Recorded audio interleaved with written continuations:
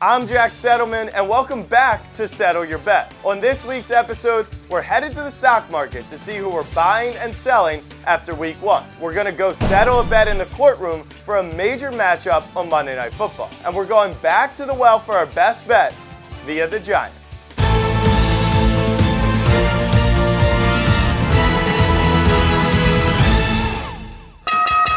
That's your favorite noise. It's the opening bell in week 2 of the NFL stock market. This week, we're going to be buying and selling some futures based off odds movement from week 1. My first sale is the Philadelphia Eagles. They had a massive win, scoring 38 points against the Detroit Lions. But the Eagles are now priced at 13-1, the 4th best odds to win the whole thing. Just a couple months ago, they didn't even have the best odds to win the NFC least. I like this Eagles team. The roster is loaded and Jalen Hurts looked awesome in week 1. But right now, priced alongside the Los Angeles Chargers with a much better quarterback and a similar roster. They're also ahead of the Baltimore Ravens, who had an impressive week 1 win as well. The Eagles are a good team, but I am selling them at this price.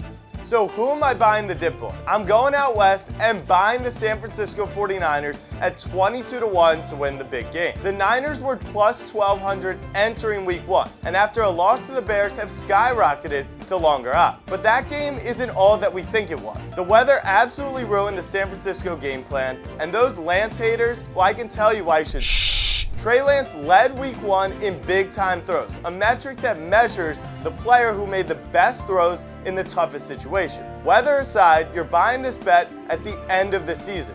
This is week 2, not week 18. Lance has 4 months to progress, and this roster is just too loaded for me to give up on right now. I am buying the Niners at plus 2,200.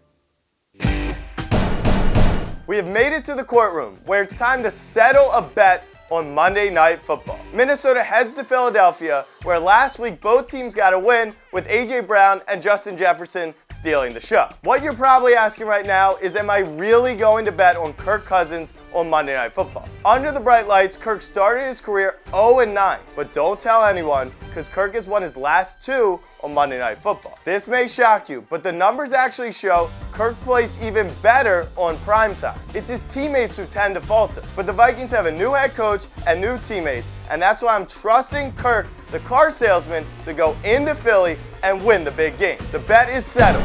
Vikings plus 120 to beat the Eagles on Monday Night Football. It's time for this week's best bet, and we're going back to the well of giving. It's the New York Giants. I saw you last week in the comments section doubting my Giants pick. Well, this week we're rolling with Saquon. Saquads has had me back in the gym, and I've only worked out my legs since.